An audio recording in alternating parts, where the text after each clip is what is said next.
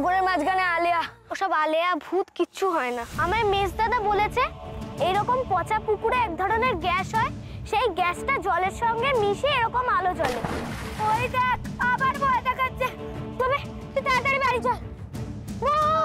কে কে ওখানে? কি হলো মেজ দাদা? ওই যে এলেন মেজ দাদা রক্ষাকর্তা। এবার ওনাকে সব প্রশ্নের উত্তর দিতে হবে। আমি বাবা ভেতরে চললাম। হাসাহাসি করবো না সুভাষ, তোমার মেজ বৌদি এলো বলে এখন কিন্তু এত মেজ দাদার সাথে ঘোরাফেরা করা চলবে না। এটা তোমার জন্য এনেছি, আমি এটা পছন্দ করেছি। আর বিভা দিদিও। তুই মেলায় বিভা দিদিকে কোথায় পেলি? বিভা দিদির তো ওখানে দোকান ছিল।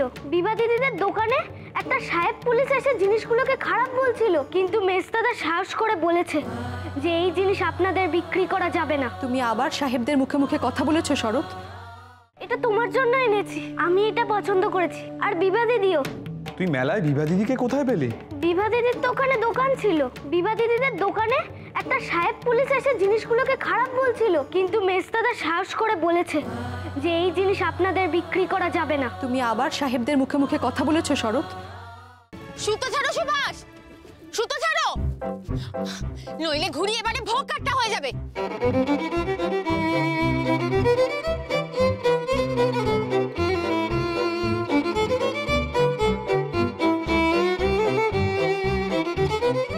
আপনি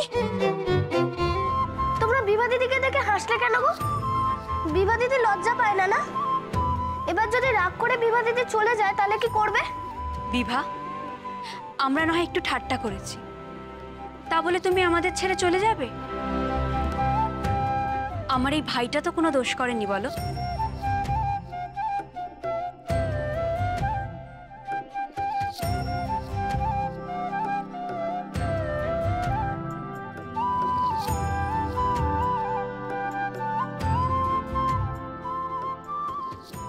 এসো বিভা দিদি এসো। এই যে এখানে বইগুলো রাখি, এই বইটা দেখো, এটা দেখো না, এটা আরো ভালো।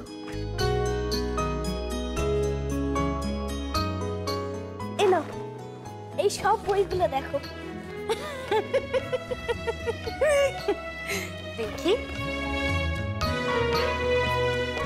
প্রত্যেকবার জন্মদিনের সময় মেজ দাদা আমায় একটা করে বই দেয়। আচ্ছা রাখো।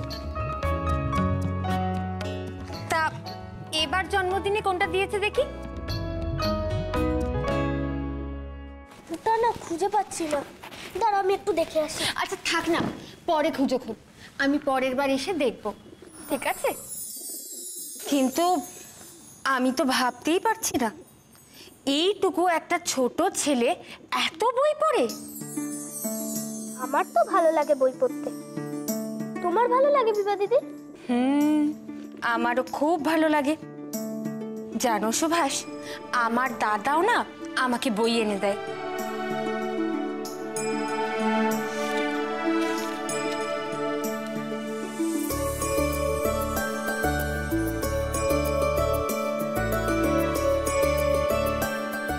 সুভাষ, এ কি বইয়ের মধ্যে গাছের পাতা?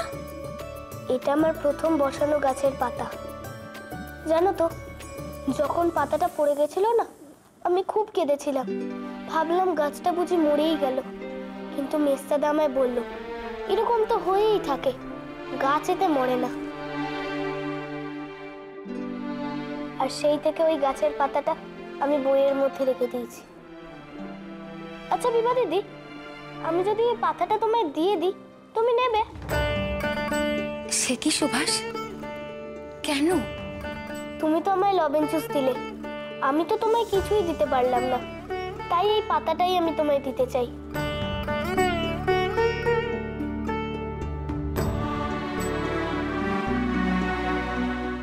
নিশ্চয়ই নেব সুভাষ। তুমি তোমার এত প্রিয় একটা জিনিস আমাকে দিলে, আর আমি নেব না? এই পাতাটা আমি সারা জীবন যত্ন করে রাখবো, তোমার আর আমার বন্ধুত্বের প্রতীক হিসেবে।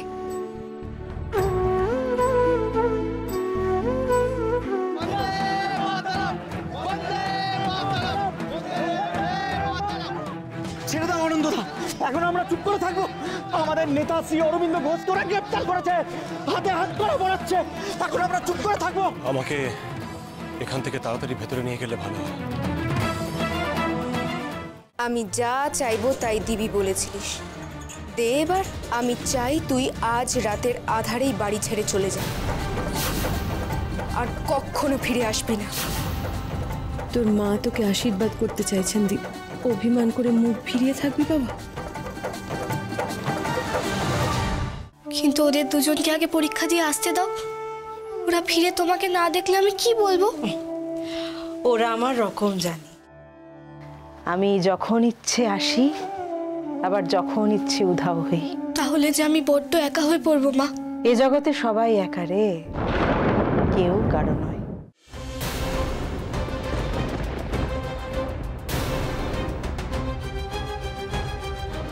শ্যামা কোথায়? ওই কীর্তন দলে যে দুটো নতুন দাদা আর ওই দিদিটার সঙ্গে ওই দিকটায় গেল। কীর্তনের দুটো নতুন ছেলে আর মেয়ে, কারা তারা? তাদের সঙ্গে শ্যামাই বা কোথায় গেলেন?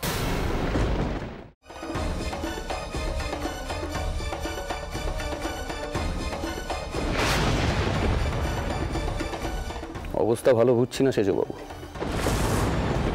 সেরিব্রাল স্ট্রোক, অর্থাৎ যাকে বলে সন্ন্যাস রোগ।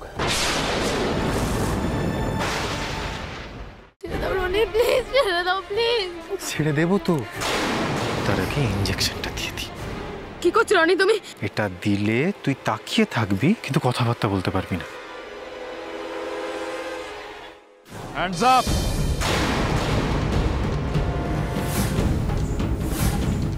লিস্টটা এমনভাবে সাজাবেন যাতে এক ফোঁটা গলদও না থাকে। আবার কি প্ল্যান করছো তুমি? আমরা ছেলেটির পরিচিত, ইনফ্যাক্ট খুব ভালো করে চিনি ওকে। ও এরকম কাজ করতেই পারে না। আচ্ছা, একজন ক্রিমিনাল আপনাদের বিশেষ পরিচিত, আপনাদেরও তো সন্দেহের তালিকা থেকে বাদ দিতে পারছি না। অফিসার!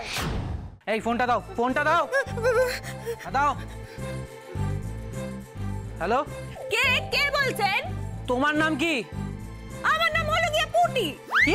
আগে খেয়ে দিন বোন পুটি, গ্রামে ডাকি। কিন্তু তোমার গলাটা খুব চেনা চেনা লাগছে।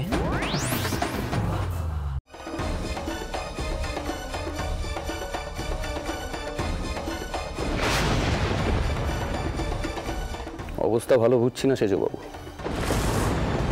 সেরিব্রাল স্ট্রোক, অর্থাৎ যাকে বলে সন্ন্যাস রোগ।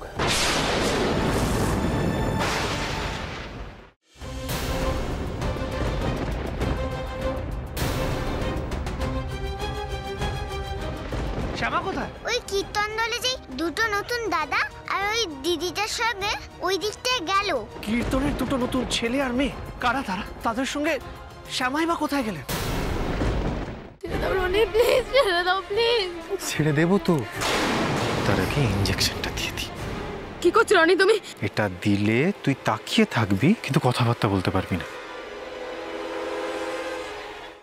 Hands up!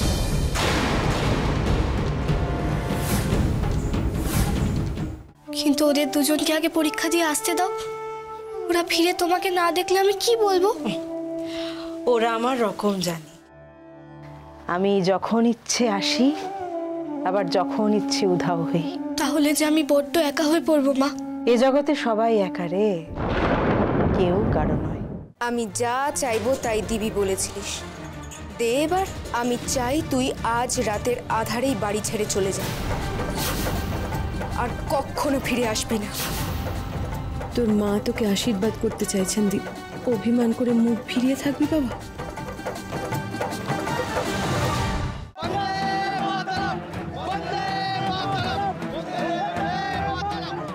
ছেড়ে দাও আনন্দদা, এখন আমরা চুপ করে থাকবো?